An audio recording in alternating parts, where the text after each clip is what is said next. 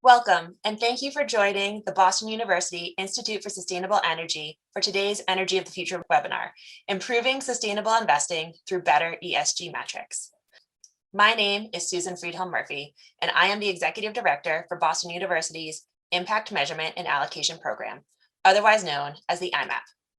The Imap is a research initiative jointly led by the ISE and the Cicillo Institute for Ethics in the Global Economy at the Questrom School of Business.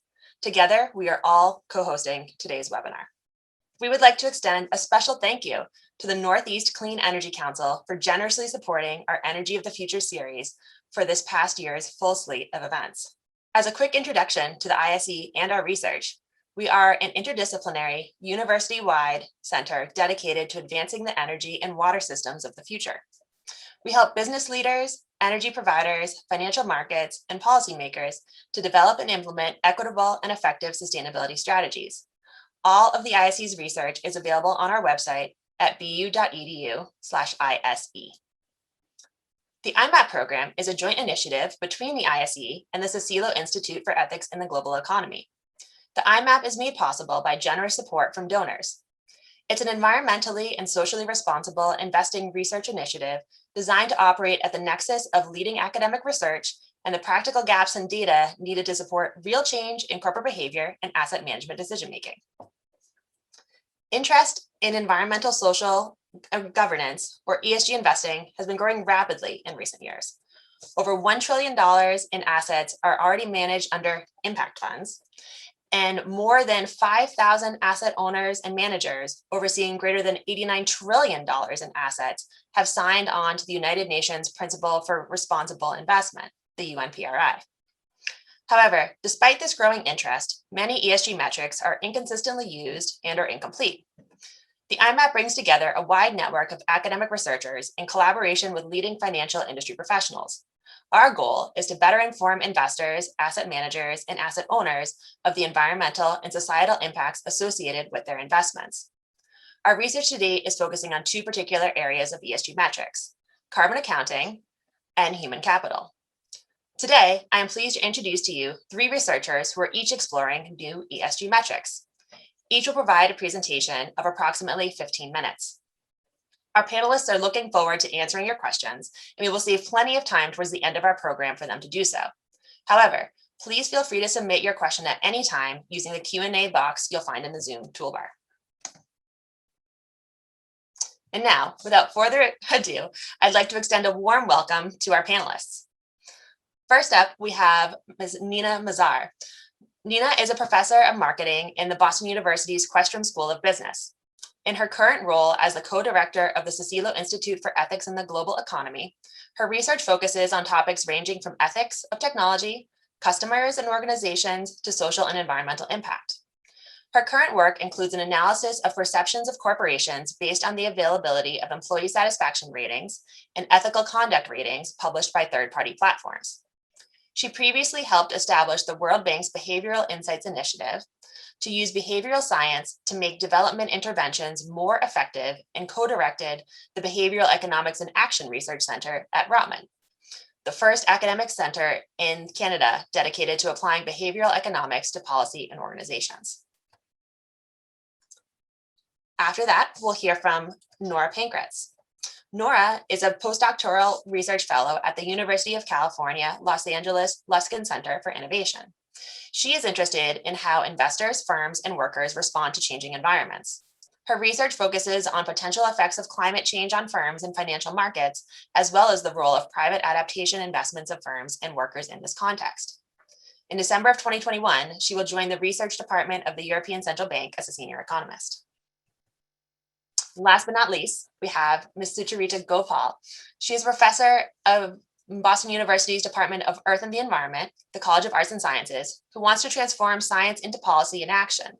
Her research is multidisciplinary, dealing with spatial analysis and modeling, GIS data mining, and information visualization, and artificial neural networks. She has applied spatial analysis and modeling to address a variety of problems in ecology, sustainability, public health, and business. She has also worked on uncertainty issues related to GIS. She has used neural networks for pattern classification, estimation, and mixture modeling. Her current funded research includes the development of ESG analytics, AI, to guide sustainable investment, sustainable development goals, SDGs, marine conservation and planning, opioid risk mapping, network analysis of gas leaks, biodiversity impacts of energy investments, and mapping health service delivery in Kenya. So once again, we'll proceed with a 15-minute presentation by each researcher, with perhaps a few short questions between each sessions, and we'll hold most of the questions for the end of the session. Without further ado, I'll turn it over to Nina now. Welcome, everyone. So I am a behavioral scientist, as Susan said, and so what I usually do is I try to understand human behavior, and those can be all kinds of stakeholders. And when it comes to ESG metrics, I feel so far the focus has been primarily on investors, in particular institutional investors, and I'm interested in a broader perspective. So investors, yes, but also retail investors, as well as others. And I am also interested in how people react in response to all kinds of different ESG types of metrics. So the kinds of questions I'm interested in is how do ESG type of metrics or ratings influence the judgments, decisions, as well as actions of investors, consumers, job seekers, employees, and so on. And how do these effects, how do they actually depend on company or product quality, on company's reputation, on the prices that we are facing, and so on? Because we can assume that they're probably not just pure main effects, but that there are interactions. And then obviously also things such as from a heterogeneity perspective, how do the effects vary across countries, national cultures, as well as subpopulations? I do think it's important to understand those nuances. So just to give you an example, so I wanted to give you an example from an employee and job seeker perspective, if we think of the range of stakeholders.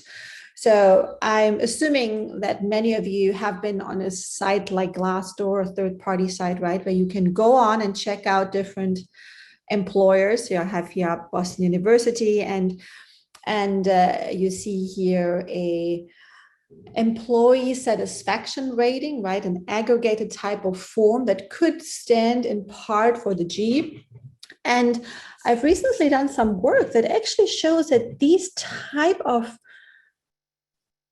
employee satisfaction ratings are actually quite meaningful. So just to give you an example, I have recently analyzed some data that show that companies that have higher satisfaction ratings ended up faring better during the COVID pandemic last year in particular, especially when current employees were asked to rate how well companies were doing, what they thought about the measures of that the companies have taken during COVID. And in particular, also questions such as how likely are you to look for a new job because you're unhappy with how things were handled.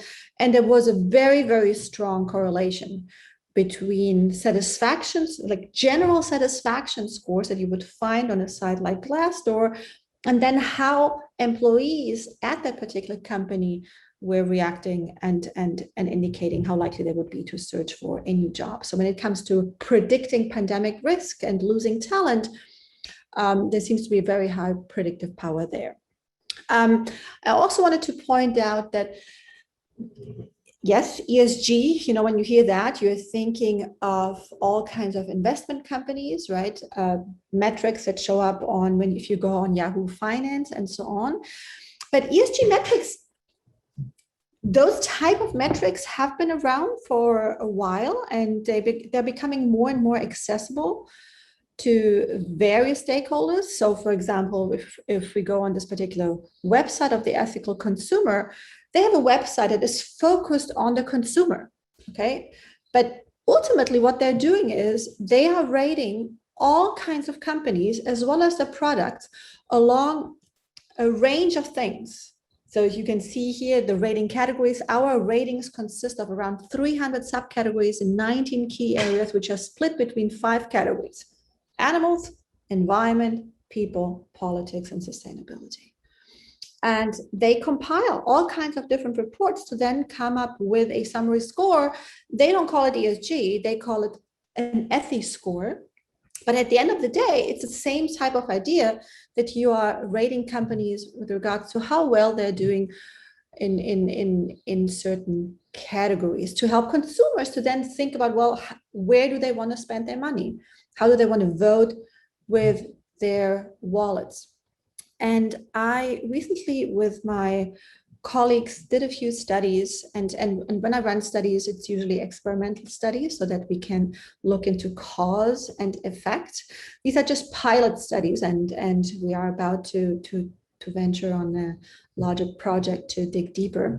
But in those, but just to give you a sense of what we did is, again, like if we focus on the stakeholder of employees or job seekers, so we basically showed them from companies that have job postings. We showed those companies Glassdoor ratings, and we also added the ethics score. And we explained to them that the ethics score is an aggregated rating of how well the company is doing on these various dimensions. And here's just an example of the general impression or desirability of potential job seekers of companies like Amazon, Twitter, Google, and Visa. And you see here the gray bars show the general impression when there was no ESG score or ethics score in this particular case available. And you see green when we gave high ethics scores, and orange when we actually gave wrong ethics scores that were lower. And you can see here that the ethics score had an effect on how potential employees rated their general impression of the company, how desirable it was for them to look for a job there, or how likely they were to recommend the company to their friend, or how likely they were to tell a friend about the job posting. And you can also see that the lift from a good score is actually not as high as the punishment that you get from a lower score. So there seems to be some asymmetry there. And then we recently did another study with business students that could vote on which companies to invite to a recruitment fair. And we provided information about whether those companies were in the past considered as top employees of students from that university.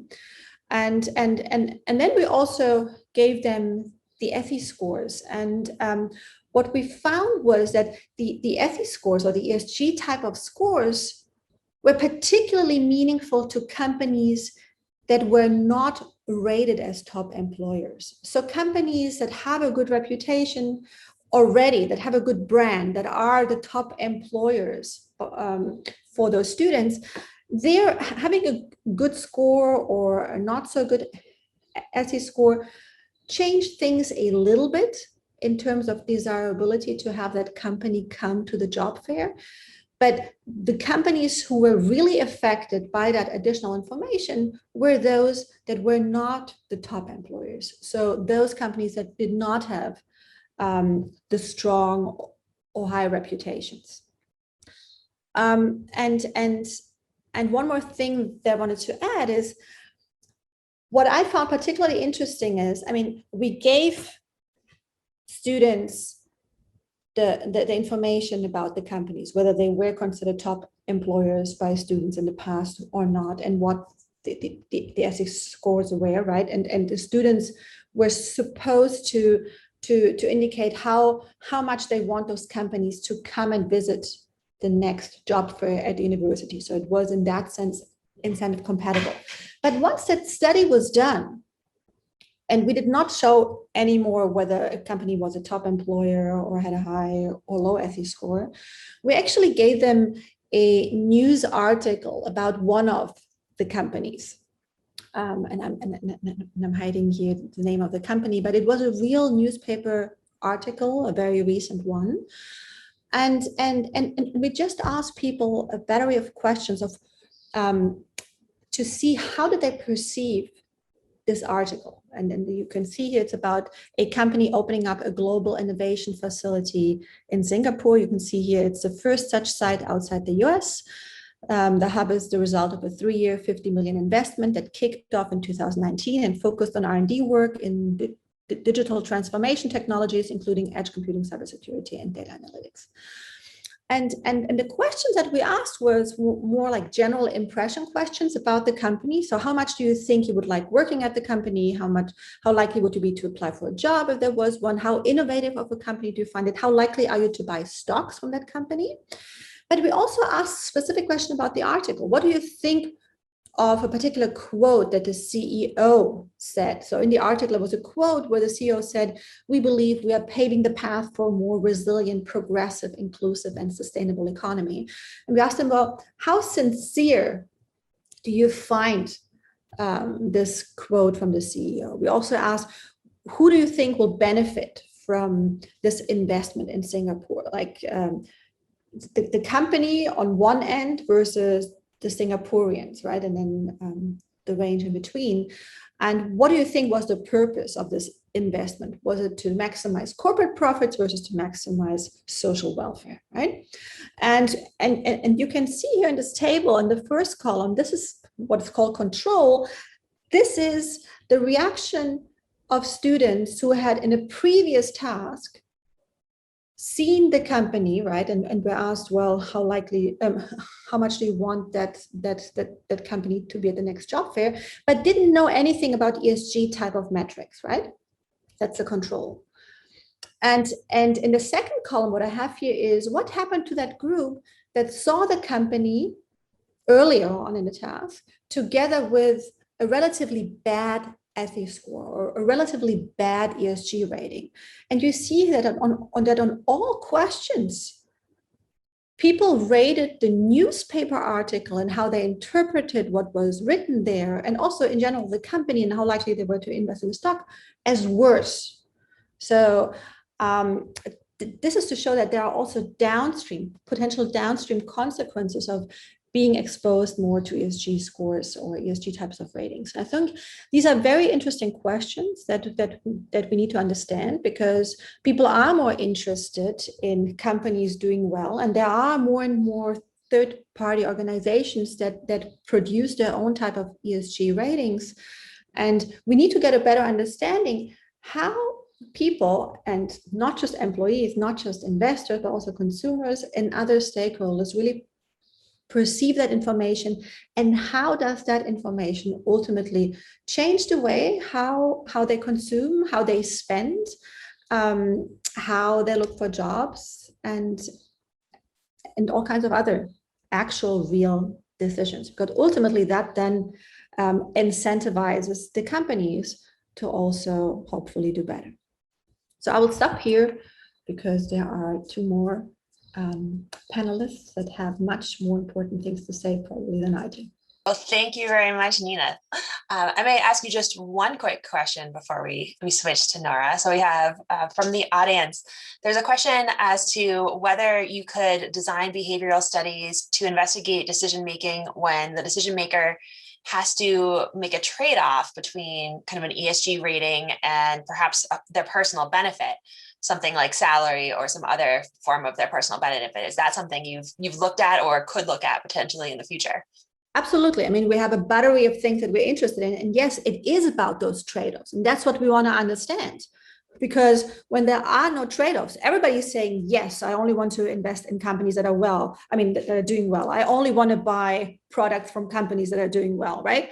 That's easy to say. But that's why, so this is where we are coming in. We are interested in actual real behavior. What happens when there are these trade-offs that we do face in our real lives? Like, how likely is it that I will really apply to the company that is doing well when I know that they're paying much less? And I think it's also interesting for a company to know, can I pay less if I'm doing well in all these other dimensions, because people really want to work for me, right? So yes, that is absolutely what we want to look at. And so the studies that I've shown you here are pilot studies. But what we're doing now in the next phase is to go on and actually have these incentive compatible types of experiments to really measure what is truly happening. Perfect. Thank you. And any other questions for Nina, feel free to put them in the chat box and we will come to them at the conclusion of the other three presentations. At this point, I'd like to move on and make sure we have time for each of them and hand it over to Nora. Excellent. Thank you so much, Susan. And with that, we're going to jump from the S in ESG to the E. All right. Yeah. So my name is Nora Pancratz. I'm a financial economist at the University of California in Los Angeles. And again, as announced, we're going from the S to the E here. So what I've been really fascinated about and directed my research on is the question of how firms are, or how financial markets as a whole are potentially going to be affected by climate change. And when I started this research, I was really surprised that somehow, in understanding that there's a wide range of information available at the macroeconomic level and on the aggregate effects. However, if we want financial markets to be really involved in this topic and to create this awareness, I think what's really important is to break that down to the firm level and think about what the potential effects of climate change could be at the firm level, as well as on human capital, on workers within these firms. So what we're going to do now is quickly walk through some insights that come out of all those almost 6 years of research on climate risk and finance and firm performance specifically. And so on that note, I'll quickly give you an overview of the type of research that I'm doing. And then we're going to 3 points that may come out of this research that may be interesting for an investment community in particular. All right, so with that, again, I'm a traditionally trained financial economist. And what I'm after in my research is to investigate financial outcomes, borrowing methods and strategy from environmental economics, where the study of the potential effects of climate change has been ongoing for a much longer time. And so what that means in a way is that all of my research uses quantitative methods. And for that, first of all, requires granular, really large scale data sets that contain spatial data from meteorologic sources. So for example, what I use a lot in my research is data on extreme temperatures and floods.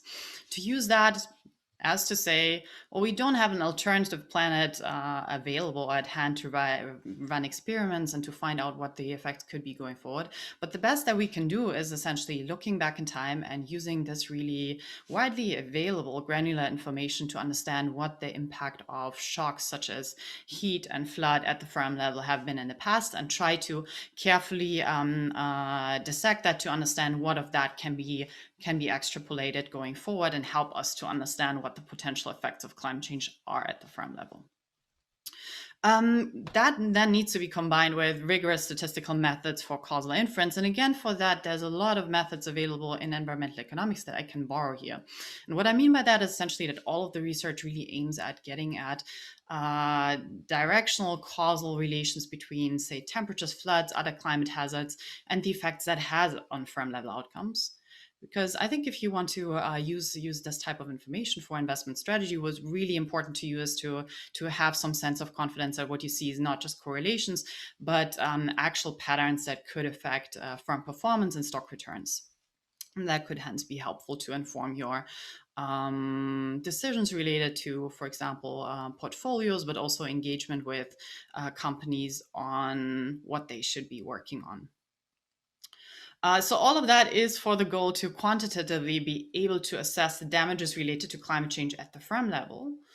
And I stress the quantitative assessment so much because I think also to some extent this research was driven, or the motivation came from the fact that looking into ESG sources, despite all the breadth of information that is available and the many helpful aspects of that, one thing that I was really missing was an assessment that goes beyond just a qualitative statement on whether or not there are problems associated to climate change and the potential effects of it, but to really get to a number of how large the effects are, say, of increases in exposure to heat or increases in exposure to floods on firms as well as workers within those firms. And then more as an academic interest, I take that also to learn about and better understand what the financial incentives would be for firms to adapt going forward. And I think also this study of adaptation is something that at some point could intersect with ESG research, because I think that's really important to understand. Again, from an investor perspective, we're concerned about how firms are going to be affected. We also really need to know what measures they take and to what extent they are able to mitigate different effects of physical climate risk on their performance. So under all of that or in terms of implementing that strategy, I currently mostly work on this in 3 different contexts. So first of all, we use really, really granular data on the universe of injuries at the workplace in California. So that's over 12 million injuries since 2001 to understand what the effect is of random variation in exposure to heat on workplace injuries. And we find that there's a positive link. Apart from that, I've also studied the effect of temperatures and, again, particularly high temperatures, so heat, on firm performance, as well as on whether I see in the data that investors and analysts anticipate what the consequences of heat for firms and financial performance are. And then third, I also studied to what extent not only heat, but also floods affect not only firms directly, but can potentially propagate through supply chain networks to also affect the, so to say, the customer firm beyond its own boundaries, and to what extent there can be such a sharing of costs or sharing of the effects of climate change within supply chains. But instead of walking you through the details of these research projects today, I thought what is most helpful maybe to take a step back and think about what key pieces or key insights are from doing all of these research that could potentially help with thinking about these aspects in practice in managing investments. So the first point that came to my mind was that incomplete knowledge of locations where firms operate should not deter efforts to use GIS data to better understand how firms are either affected or affect the world around them. And what I mean by that, or how I come to this insight, is the following way. So in one of the projects that I just highlighted, the study on how heat affects firm performance, what I do is use a really large data set comprising 13,000 firms around the world and linking the financial performance of these firms with the exposure of those firms at their headquarters to extreme heat.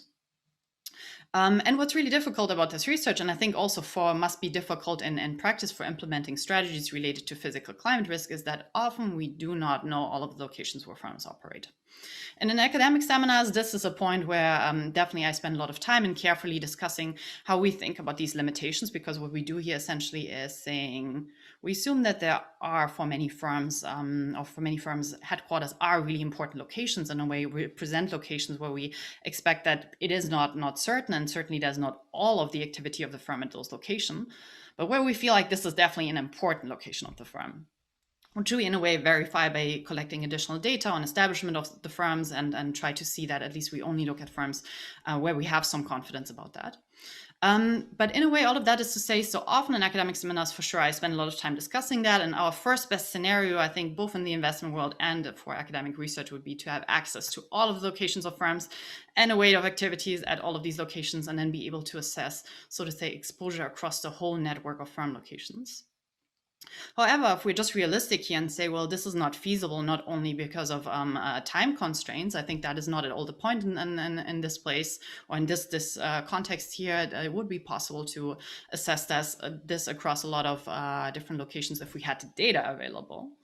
What's really the point here is that firms often don't disclose the information at that level, so we just don't have access to it. And so my main point here to stress would be that even without the knowledge of the complete sets of locations, and just by saying that, okay, let's just start from, if we know some important locations of the production of firm, we find that based on quasi-random variation over time and extreme temperatures, we can make a link between the exposure to firms and periods in which they are exposed to prolonged periods of heat and other periods where the weather has been milder.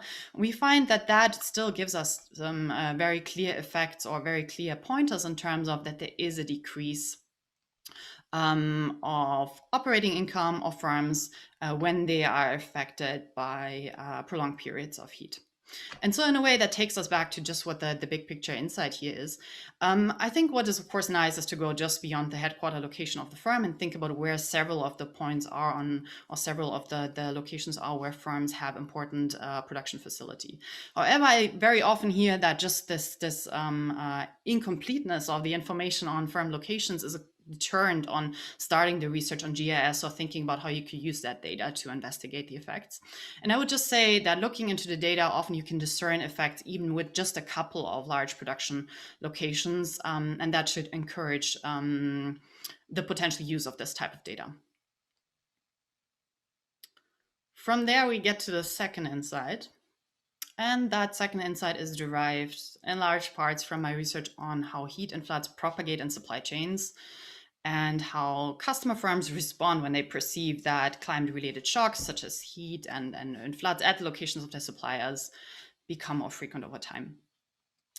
And the takeaway that comes from this project, and at a very high level, is that I think for making sense of physical risk to firms, we have to think about those risks beyond the boundary of the firm alone. And what I mean by that is that if we do a lot of work of assembling a data set of more than 80,000 connections between customer and supplier firms, again, combine that with locational data, not only the headquarters, but also data on their establishment in this project, on their establishments in this project, and then combine it again with information on financial performance, as well as granular meteorologic data on the occurrence of shocks, such as heat and flood at locations of both the supplier firms and the customer firms. We find that the occurrence of prolonged periods of heat, as well as the occurrence of floods at the location of suppliers, also has an effect on what you see here, on the left-hand side, the operating income of remotely located customer firms.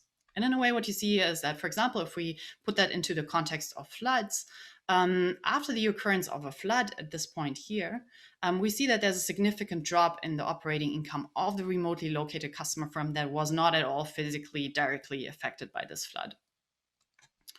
Yeah, and again, we study all of that based on quasi-random variation, so just variation in the occurrence of these shocks at the locations of suppliers over time. And that gives us that source of identification that we are also confident here that this is a causal relation. So again, summing that up, so I think that just highlights one difficulty, but I think also one source of one opportunity. If you want to be a step ahead in managing your portfolios, one thing that's just really important, not only in the context of carbon emissions or say human rights along the supply chain, is to just think about the exposure of firms to potential hazards related to climate change along the supply chain and thereby beyond the boundaries of the firm.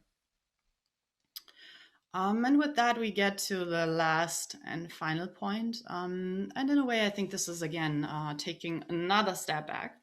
So the previous two aspects, I think, are very directly tied into the findings of some of my research. But again, taking this, going even another step back, I think what I wanted to share is that the use of GIS data could really help to assess what firms do and go beyond just trusting what firms say or report to ESG data providers about what they do. And I think in that also we are kind of coming full circle in terms of my motivation to work on this and my broader agenda. So I think there's a really nice way of using this GIS data to get at direct impacts of, first of all, firm behavior, but also see how firms are affected by their environmental conditions. And I think there are a couple of other applications that we could discuss here. So in terms of, for example, how firms affect the environment and their pollution, I think there's a lot of data available that could be used to make sense of that using actual spatial data instead of just disclosures.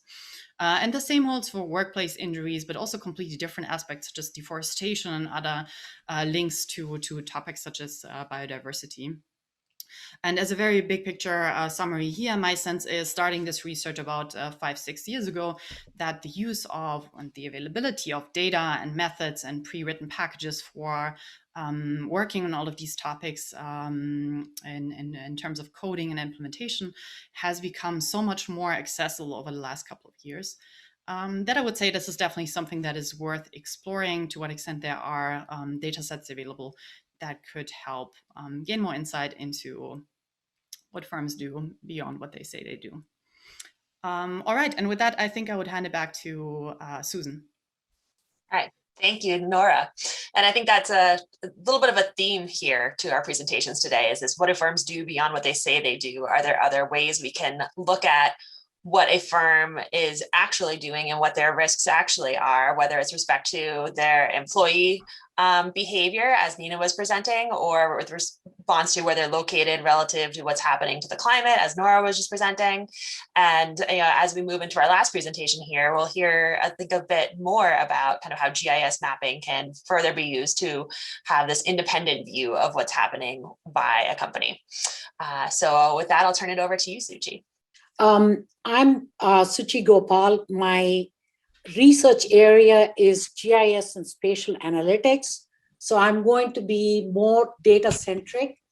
The first two speakers spoke a lot about data, and I want to bring it to talk about ESG metrics. And I've been doing this as a platform, as a SaaS platform, and providing the data to many different investment companies and so on. So I'm going to sort of be more data centric, but obviously talk a little bit about concepts too. So as we know, there has been a lot of ESG news. We've seen cyber attacks. We've seen protests for Black Lives Matters. All of this is feeding to different components. I see cyber feeding into governance and Black Lives Matter feeding into social. And of course, all aspects of what you see in the environment feeds into the environment. So I want to bring all of these data streams together to explain to you what we are all about. So if you look at why exactly are we at this point, there's a changing demographics in the US. And many people, and even today we mentioned that the millennial investors who are going to get smarter and probably much more investing in environment by the year 2030 and 2050 is what is driving this entire interest in impact investing than ever before. And all kinds of statistics are available, which shows that this is the top category of investment right now using Morningstar kind of ratings. And if you sort of think, how exactly are we measuring ESG materiality? Many companies use standards such as SASB, GRI, and so on to disclose their ESGs. This usual practice is to use some kind of standard certification, and they have to self-certify themselves that they fit into one of these boxes of SASB. And all of these ratings are then sort of repurposed and provided in terms of rankings. But there is now a new kid on the block, which is the EU's SFDR standard, which is Sustainable Finance Disclosure Regulations, that has caused quite a stir because it is asking for more thematic type of ESG approaches to, get this certification across. So in my approach, along with the platform that we are developing, we are looking at biodiversity, gender, decarbonization, climate vulnerability, all of these things as separate themes, because I am sort of going into describing materiality in areas where I'm confident about the data. I'm not looking at areas that was pointed out by both the speakers on the missing gaps, supply chain gaps, gender pay gap. We don't have much information on racial and social inclusion also. We have to use social media and other data to look at a company for those kinds of, materialities. So I do want to talk about, that there's a need for a lot of research, especially in terms of describing biodiversity as scope 3 emissions or even water security. So let me sort of highlight how we are going about doing this. So first we sit down with a client. Some clients are, of course, interested in fixed income sort of funds, and some are interested in equities. And in equities too, we met people across all spectrums, including people who look for emerging sort of companies to invest in. And they want the ESG profile of the new company. And so what we are trying to understand is, what does the client need in terms of ESG data? What is the metric we would use? And what is the thematic area of research that we should sort of incorporate into our review of these ratings? And the next step is, how do we collect data? There's a lot of structured data with satellites and GIS, and I'm happy to answer any question on that. And then there's unstructured data from social media, and I'll show you how we are using it. And then there's a whole bit of data science, AI and ML, and also advanced statistics. And we are using some of that to make sense of it. In many cases, of course, you have to look at the prior sort of market of the stock prices and so on to understand, how did this ESG stock perform? Or how did this particular investment in that fixed income category produce the outcome that you wanted? So a lot of it depends on how convincing is the story and how can you validate such findings given the time step. And obviously, we have the SaaS dashboard, which is the software as a service platform, and we are providing all kinds of ratings and reporting and so on our end.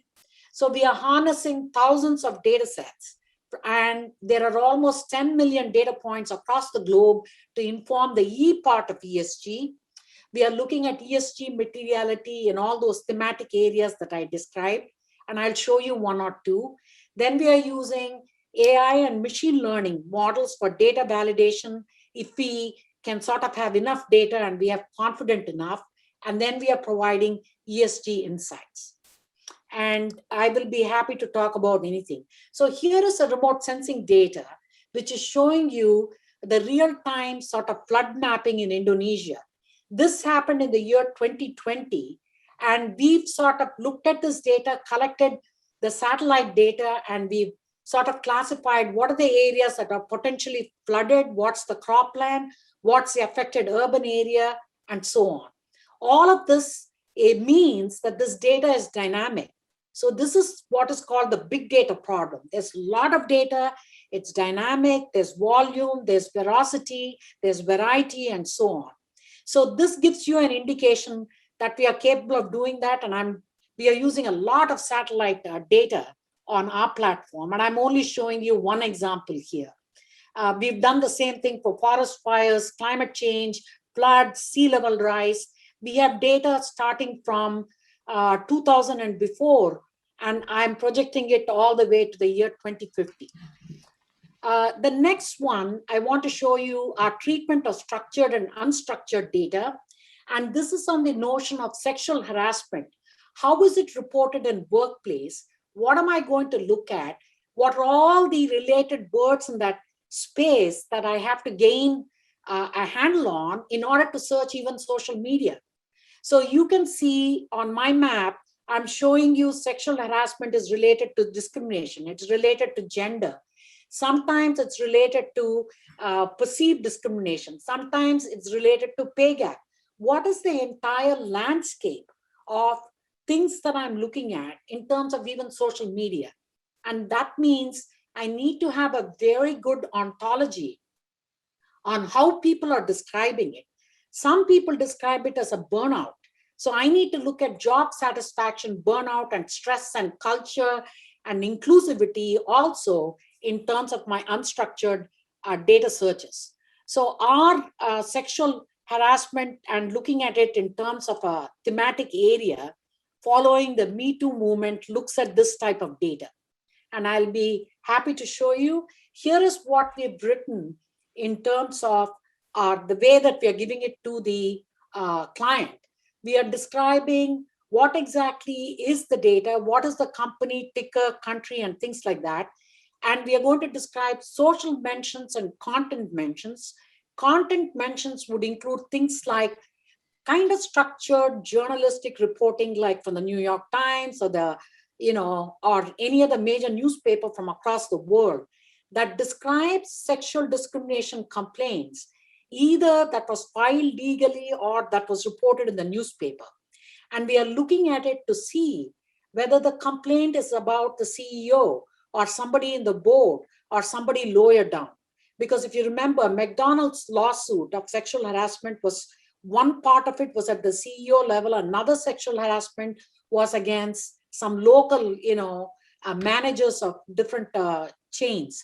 So we are looking at what is the nature of the complaint and what does the law say about it? What did they file in terms of the EEOC filing of sexual harassment?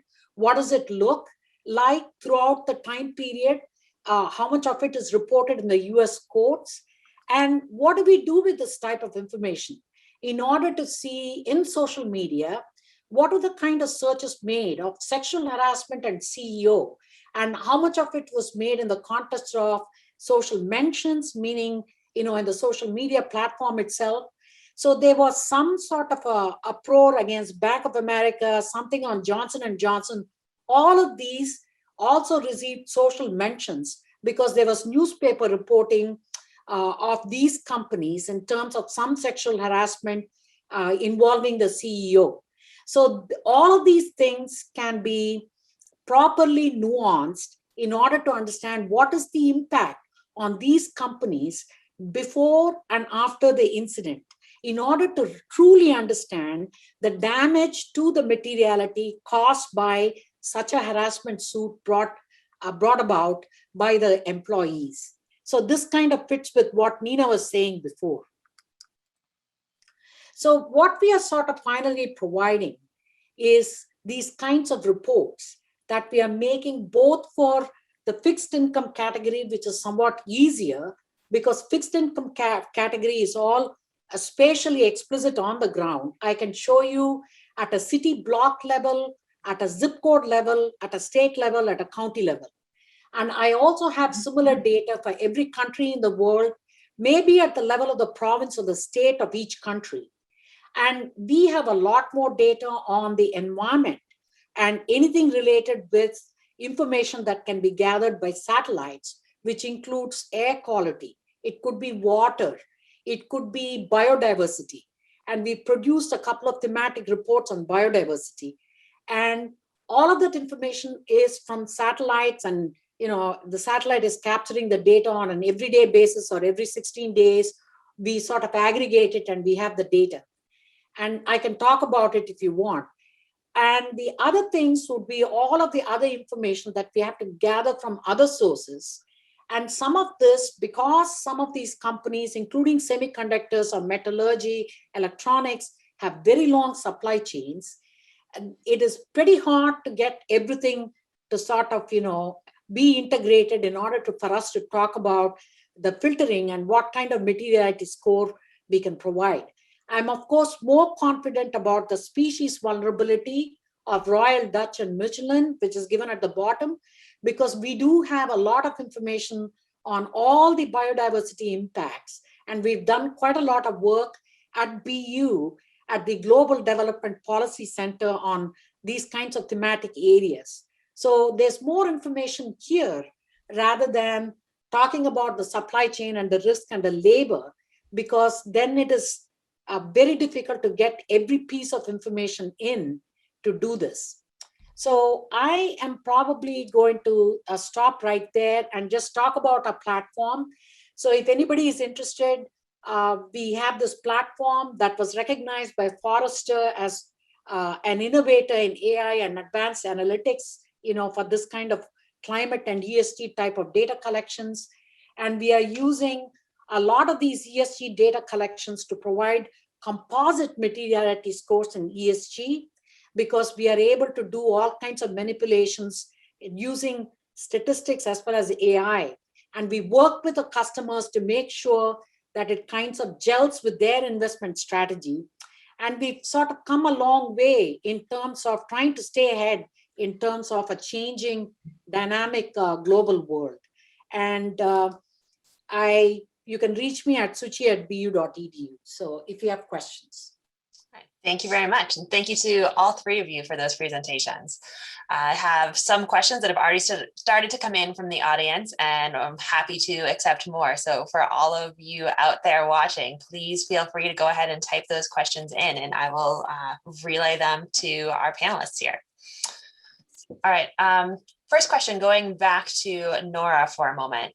Are there types of firms that were, or sectors that are kind of either underrepresented or overrepresented in your initial analysis?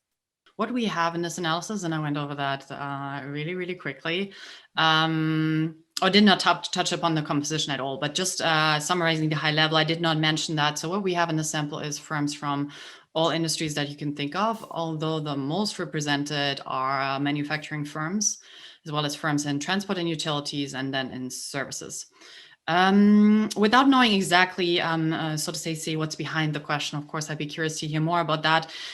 So one aspect that I think relates to that and is really important to stress here is that if we do heterogeneity analysis, where we have a section in the paper to explore to what extent, for example, the effects of heat matter for firm performance across industries.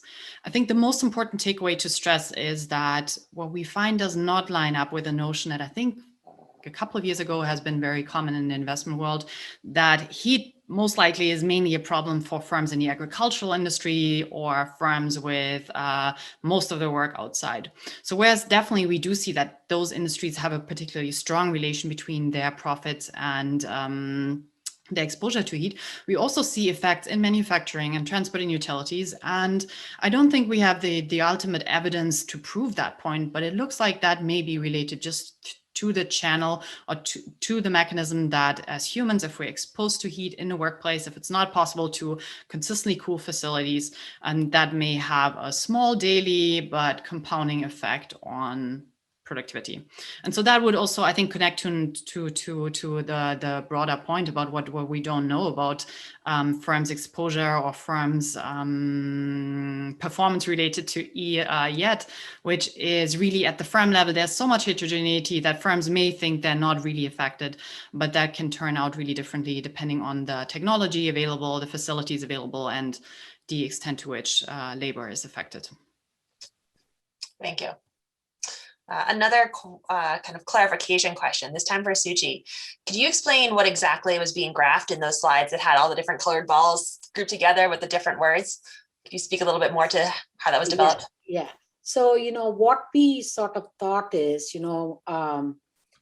the information that we need to find in terms of social media searches tends to be somewhat diffuse, and we generally don't have an idea. So those colored balls is all the literature from either written in newspapers or in journals, all of that gathered for the last 10 years that shows, the span of the connections between concepts. So this is again an AI tool that we use, which is called knowledge graphing. And we need to understand what are the concepts and what are the relationships that seem to be very important for academic researchers or newspapers to report on, and what are the tinier topics that seem to be smaller in size, that are far removed, that may seem to have more relevance in social media, like stress, workplace dynamics.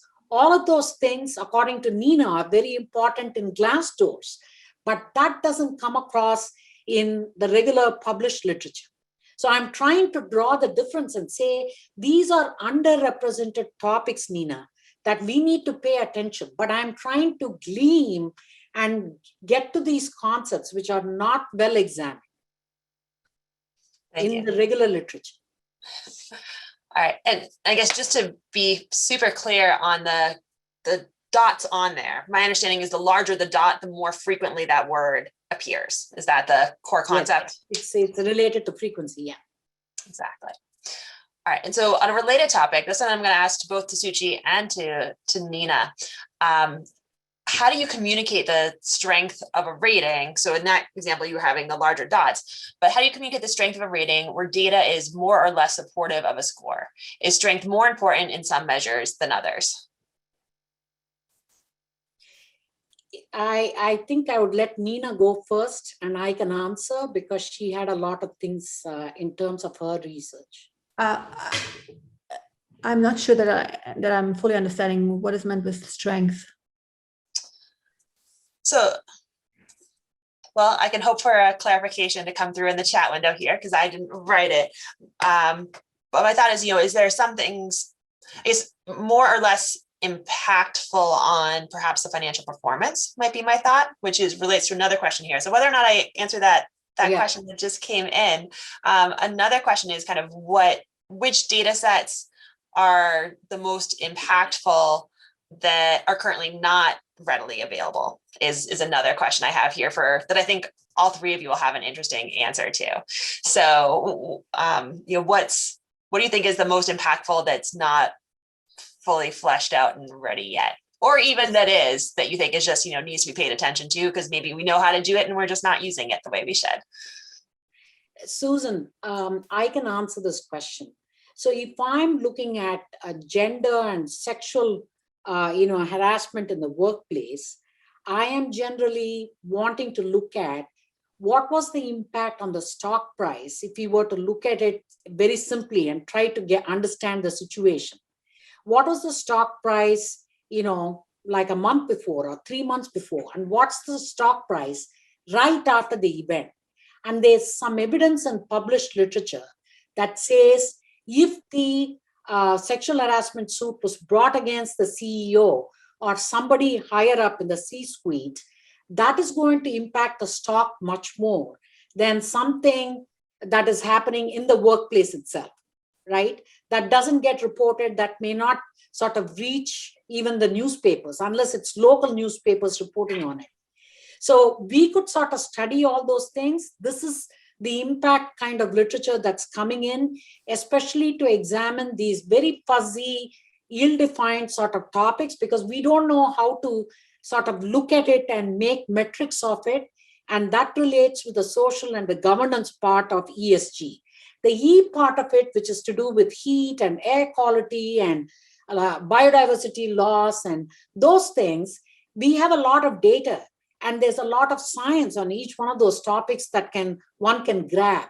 But the social part of it, we need to use a lot more social sciences. And we've sort of began to look at things like when you have new types of gaming platforms coming in and all children are now on Roadblocks. Roadblocks is getting 1 billion people every day to sign on. If you have a kid, you know what I'm talking about. And what does that mean? Is that a good thing or a bad thing? And what we are finding that's fascinating is it's a good thing for encouraging girls to get into STEM. It's a bad thing because of addiction and lack of exercise in general. So there's a health consequences. There's like all of the consequences that can be worked out looking at the social science literature and trying to bring that to understand the impacts. Generally, the impacts are always measured in terms of stock price, but we need to understand the impacts both in qualitative human terms. Sometimes we don't have the exact language, but we need to start doing that. I hope that made sense. That's the magnitude question. Any other comments from Nina or Nora? Anything about where you think about most impact? Maybe I could connect to that. So I thought that was a really interesting aspect to highlight. I agree. I think on the side of S, there's still more potential, though I really also liked Suchi's presentation because I think one thing that it did make evident is how far we've come in terms of availability of data. And as somebody who's a little bit obsessed with large-scale data sets out there, I think by now, actually, I think there was an article in The Economist just a couple of days ago on how we don't only have satellites, but we also collect so much data via our mobile phones and all types of technology that has really moved us forward a lot. So the key piece that I would highlight that's missing here, and again, I think it should not be a deterrent, but I think the main pieces that hold us back are at the firm level and are types of information that for some reasons also have to be kept confidential at the firm level. Even though, so I would say that pushing the boundaries, for example, on knowing the top 5 locations of firms and how many employees work at those firms and what the assets are, that would be great.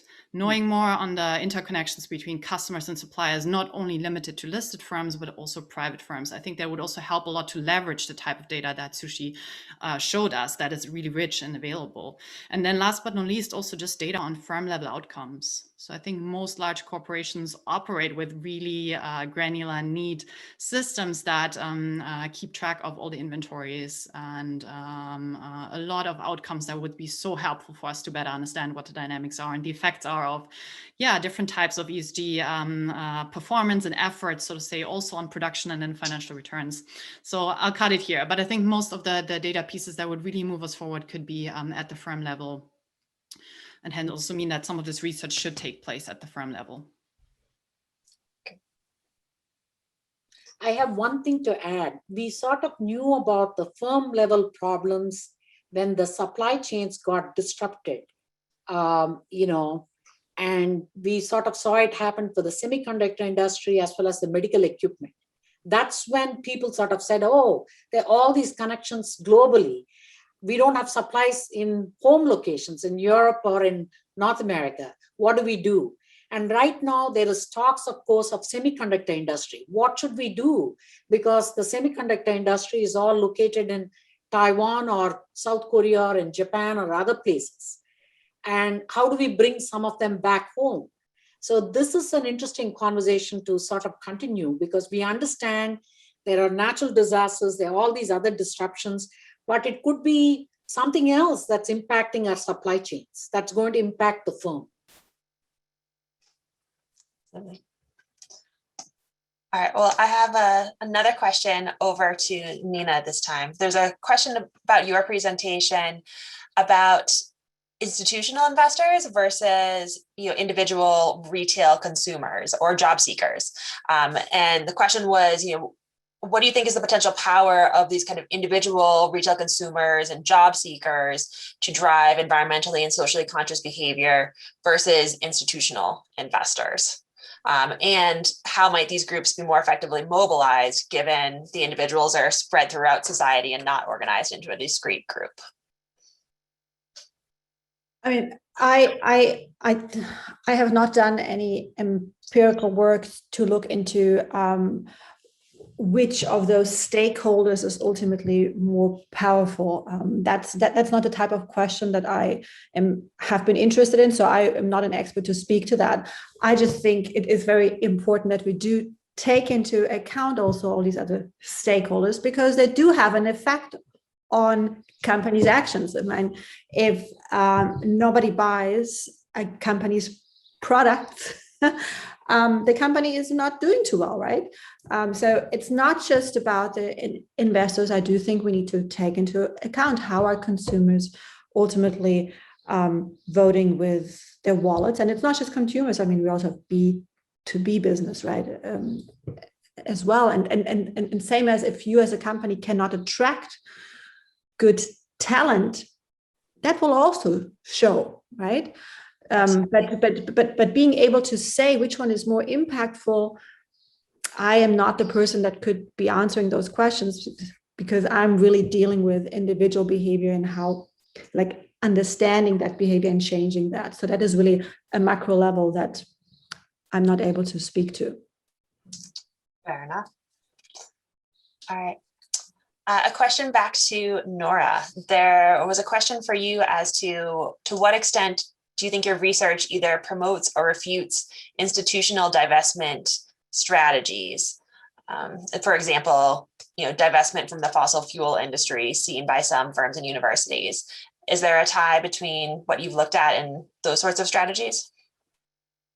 Yeah, I think that's also a really good question. And in short, the answer would be no, I don't think we can make a tie to divestment from fossil fuel. However, I think another type of divestment that is less discussed so far may be related to recent developments in financial policy, meaning that you see a lot of efforts of central banks, regulators to require banks and firms to disclose how they are affected physically by climate risk. And if we think about that, does that mean investors should divest or underweight these assets in their portfolios?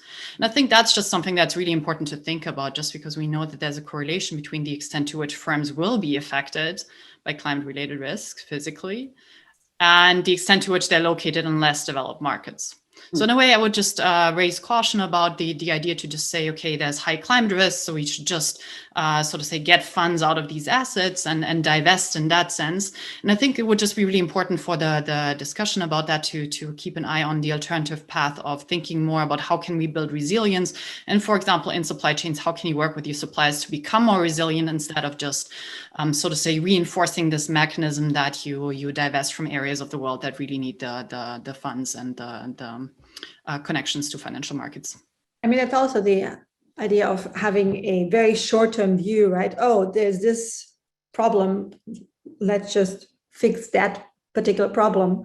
When it's actually, especially when we're talking about ESG, I think it's really about the longer-term perspective and trying to really acknowledge and understand the complexities of that, right?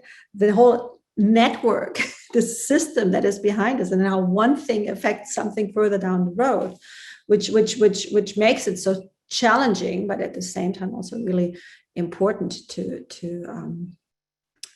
study.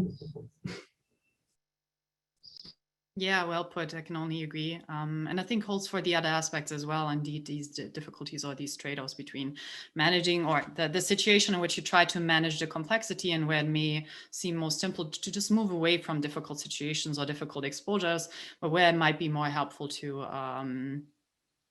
to engage if you see it from a non-financial point of view. And maybe just one more thing, going back to an earlier discussion, I think something that I just wanted to highlight or add to is, I really think that there is a lot of opportunities, and Sucharita in particular also alluded to it, by thinking about alternative ways to measure and checking out, well, how predictive are these alternative ways of what is going on, right? I mean, I had this one slide up where I was just saying, these Glassdoor rankings, I found they were highly correlated with how companies were doing during the pandemic and how happy employees were. And that's just fascinating, right? Because a company like Glassdoor, right, is not just asking, okay, well, what was your salary and whatnot, but they're asking, they're tapping into something about corporate culture, right? They're asking all kinds of questions. And you could imagine that you also ask questions about sexual harassment. You could ask all kinds of questions. And whoever is able to do this and to aggregate that has a lot of power. And I also like the idea of mining social media, right, and seeing what the sentiment is and the trends there. And I think there's just so much more research that can be done in those areas. Oftentimes, however, the problem is you need to have access to those companies and be and convince them to share that data. But I think that's really the way to go, because just relying on self-reports or on some auditors just saying, yep, the company is doing this, this, and this, and this, is just not getting at that, right? And employees, for example, they are there every day. They have a good sense. They may not know the specifics, but they feel whether something is going well or something is not going well, right? And capturing that, which is a little harder probably to quantify, but that's the exciting part and the challenging part. Absolutely. And another project that the IMAP has been working on recently is we just submitted a letter to the SEC to their open comment period that just closed last week on climate change disclosure, trying to urge more companies to disclose some of this data, not necessarily on, I mean, the specific call for comment was on climate change related disclosure, so closer to Nora's work. But in general, there's a lot of information that each of you are doing a good job of mining from third-party sources where companies are not disclosing all of it directly. And like you said, as we're able to have greater transparency, then whether or not any one of these individual metrics has a high immediate correlation with stock price, it does let investors have a better holistic view of the company and the different risks that, maybe they're in the future. As you were saying, Nina, where the pandemic hit and that made a lot of people reevaluate their roles with their employers, whether they were allowed to work from home, whether they want to go back when invited back into the office. And so perhaps at certain events over time, some of these metrics become more relevant than they are at other times in the history of a stock price. So it's really interesting to see more and more of these different metrics become available as just another angle to evaluate a firm's performance. So I thank you all for sharing these. Another question back to you, Suchi, is with the data you've been able to compile and kind of put up through this new website, have you received feedback from any users or clients of that data in terms of how it's changing their decision making?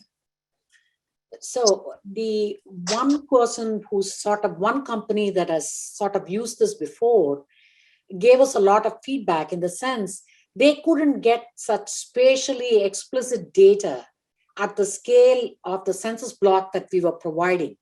And we were also able to come up with measures of vulnerability and knowing how to put in all these pieces of information together, because the census provides everything, including the number of cars that a household has, age of the house, and property, layout of the house, and so on. So we had to do a lot of manipulation and statistical analysis to come up with measures, to describe what we are measuring. And so this particular investment house liked what we did, and it's part of their package now. And we help them with our ranking and they have their own internal rankings on how they want to perform their ESG assessment. So we were just one part of the overall ranking. So that's what we did. With several other companies, we are just providing this kind of ESG data on the platform. And, the only sort of measure that we have is if they ask us questions.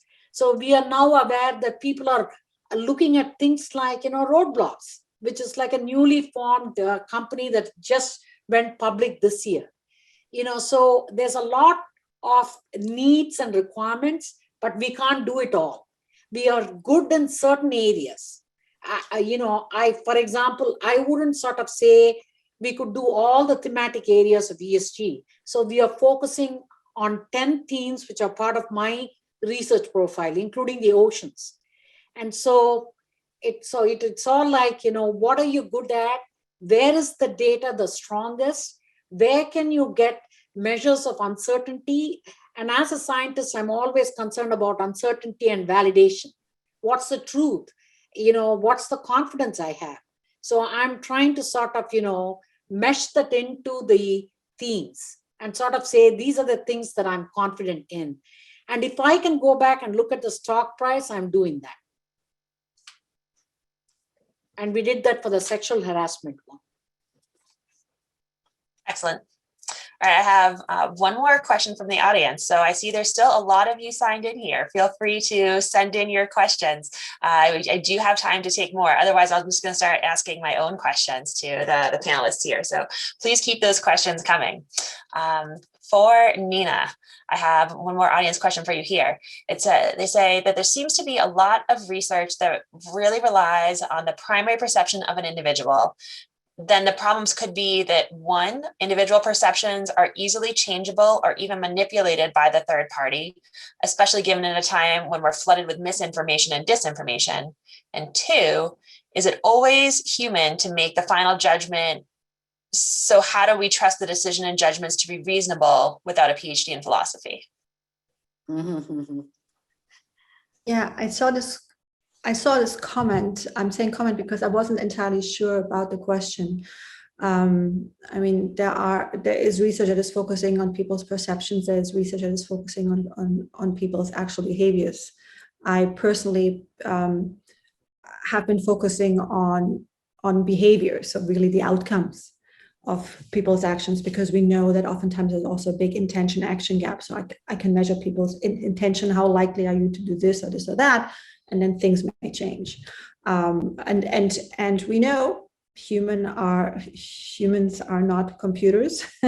they are not econs. So yes, not just their perceptions, also their behaviors can be so-called manipulated, right? If I'm going into a store by myself versus if I'm going just with a friend, or if I'm going with my daughter, the way how I'm interacting with the store and the things that I will end up buying will be very different, right?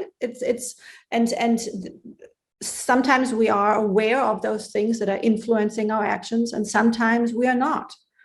That is part of human decision making, and yet, humans have survived. You don't need a PhD in philosophy, but I do think that's why also the role of behavioral economists has become, I think, more important in relative to standard economics, because we have realized the models that we have come up with in economics have been good, but they are not perfect. And through the addition of these insights from the behavioral sciences, understanding more how context really affects our decisions, makes the models better. Still far from perfect, but better. That's my comment to that. Thank you. All right, new question coming in that I think any of you could answer. So feel free to volunteer to go first. How do ESG measures incorporate or don't incorporate issues of privacy and misinformation? So I'll try to see if I can answer. So privacy and misinformation, since the company is reporting on itself, it's of course not going to give any information on privacy or misinformation, what's labeled against it. So again, this would sort of depend on, going into social media and looking at, this thing on what exactly is misinformation. And this became very important during COVID, and it's still happening for vaccinations, right? What are all the sources of misinformation about vaccination? And how do we tackle it with better communication? And I'm sure we've all seen commercials, we've all seen famous people coming on and saying it's safe to sort of do this. The governor of Massachusetts, for example, has a new sort of a way of dealing with people who are hesitating. He has a COVID Express, COVAX, going into towns that have not been vaccinated fully. So the misinformation that the company doesn't report, the only source of finding anything about it would be through social media. Is anybody talking about it?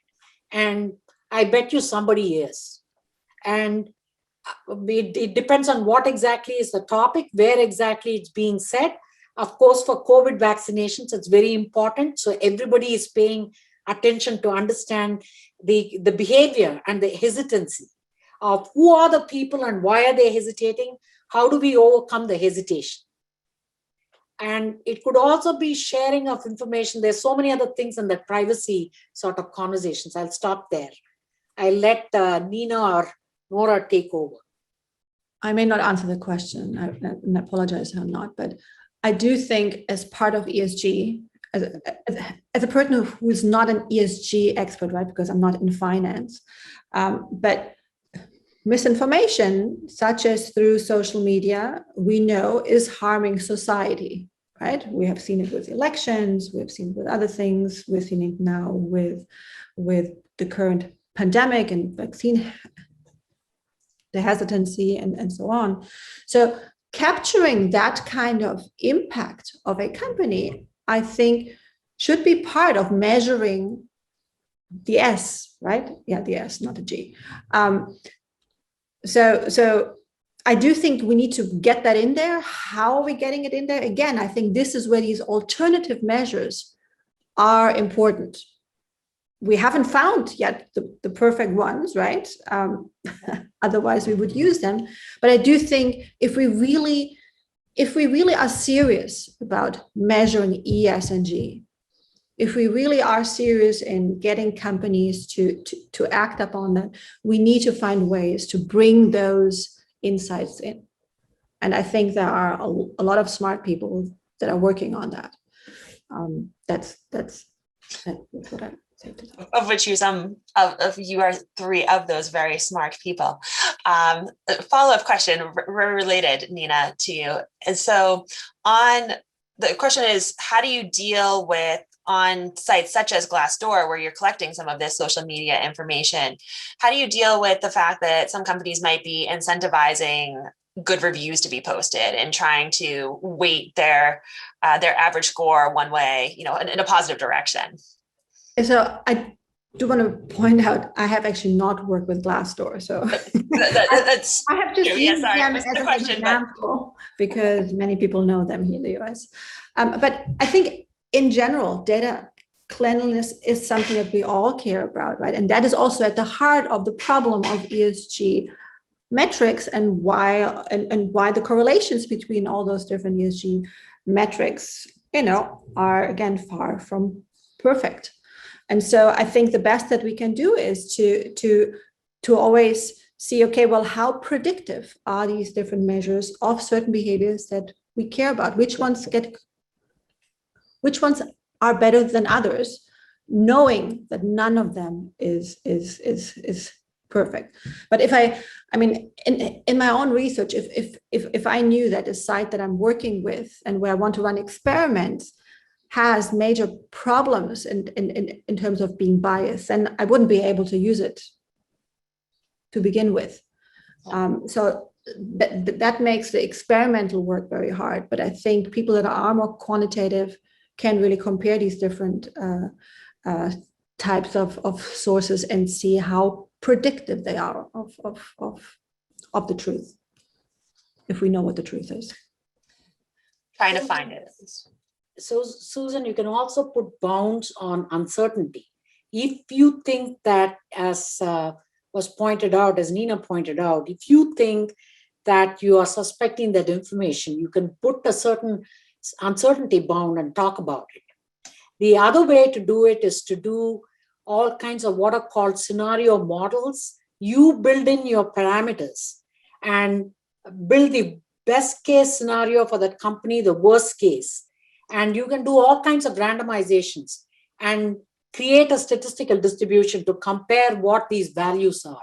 So there are many ways of addressing that.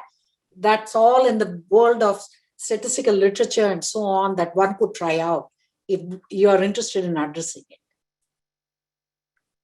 But yeah, and I'll just say one thing, which is not specific to ESG, but in general, when we do behavioral work, when we're really trying to assess people's opinions, and so when you're not measuring actual behaviors, when you're really measuring people's perceptions, it's very important that you're doing it in an incentive compatible way. So in a way so that people have the incentives to reveal the truth of how they feel about something. So that is really one of the key aspects in our work. If you're not able to do that, then we would usually not put high trust in the measures that you're obtaining. It's still very high level. I'm sorry. I was thinking of a more concrete example. My brain is not functioning. That's quite all right. All right, well, I think as a final question for each of you, I'm curious, what's next? So in each of your research, you've done a lot of analysis already. Where are you hoping to head next with your research as it relates to some of these ESG topics we've been describing today? Who'd like to go first? So Go for it. what I'm sort of thinking is that there's a lot of work to be done still on measuring the unmeasurable. There are a lot of things in the social and the G part that we don't have a good feeling, as Nina was pointing out. We don't have a good feeling on how to go about measuring it. And I really want to sort of understand some key things on if you're going to measure something, how do we measure it? And what is the confidence that we have in that measurement? And can we bring about changes? And sometimes the quantity is not money, it's not the number of people, it could be something like satisfaction, happiness, and things like that, which is kind of more fuzzy. So that's the difficulty, and I'm trying to say that there are one or two areas that maybe the three of us can talk about and come up with some nice ways of looking at what is this that is right now not very well addressed, but it would be key or seminal to our understanding of the S and G part of the ESG metrics. The E part of it, I'm very confident. We have a lot of data.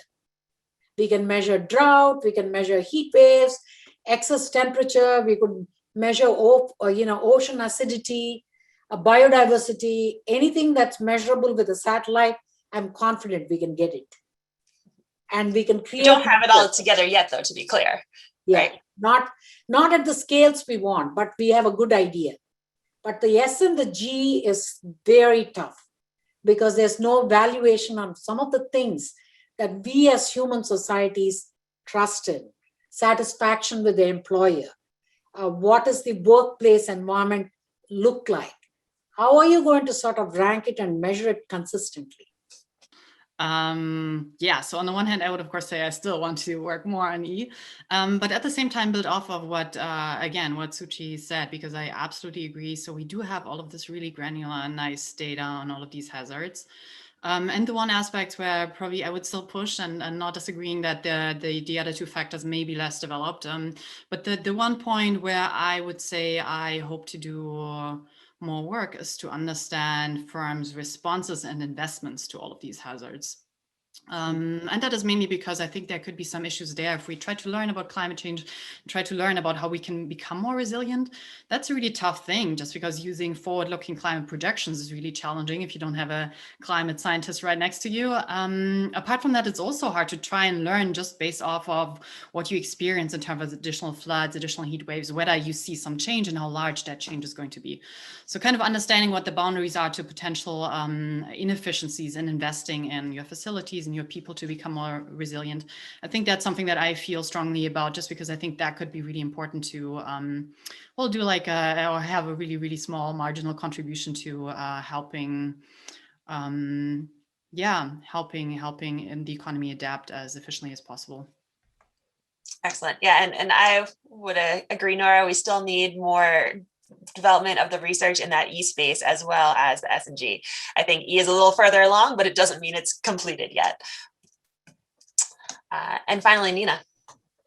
I don't really have much new to add what Nora and Sucharita said. I think it's quite exciting. There is a lot that we can improve on and measure. I am trying to learn myself by working now more with computational social scientists, because like somebody here on the panel mentioned earlier, like mobility data, right? So I've been looking at mobility data, but more from a network perspective. Like, we know that the more mobility there is between neighborhoods, that is usually better when it comes to prosperity and well-being.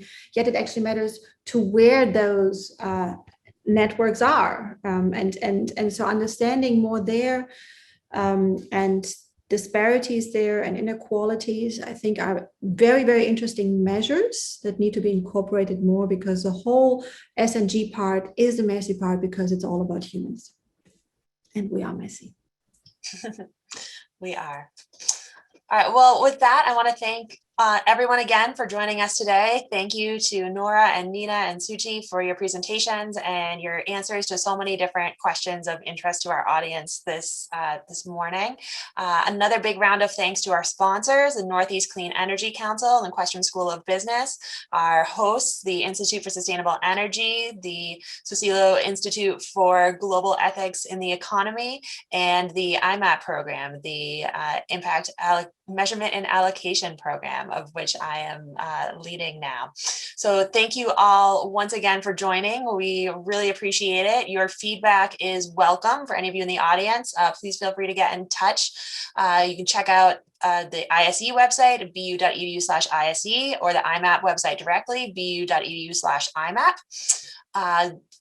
Feel free to join us again for another series of webinars that will restart in the fall, starting in October 1st, about smart surfaces in the built environment. With that, if there's any way you'd like to get involved, if you're an academic researcher and would like to be involved in joint projects, or if you're someone in industry who would like to help propose the questions that we can then relay to the academic researchers to help bridge the gap that may be there in some cases between what's being developed in universities and what's available to those of you working in the practice today. We are happy to help you do that. So thank you again for coming. We hope everybody learned something new today, and to be in touch again next time. Take care all.